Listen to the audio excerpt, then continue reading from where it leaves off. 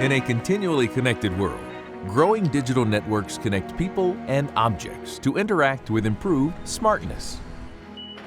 The delivery journey of goods is supported by real-time telematics and connected applications. Daily, we benefit from intelligently monitored refrigerated transport. From farm to fork, goods are connected and monitored to ensure their optimized quality, freshness, and taste. The farm is the first step in the cold chain. The grower gives important information about their goods, including the date of collection, the optimal temperature to transport them, and the recommended or mandatory date of consumption. This data is the first in a chain where all information can benefit all participants throughout the cold chain, including the driver, fleet manager, transport company, supermarket, and finally, the consumer.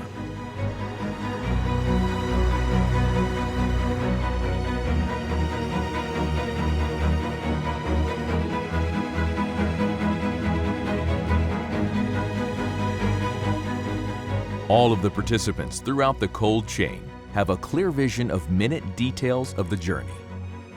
Consumers are the last stop in the cold chain. Connected refrigeration helps people to eat fresh. It raises awareness about what we are consuming and how it is transported, and finally allows people to get involved in the goods journey from farm to fork.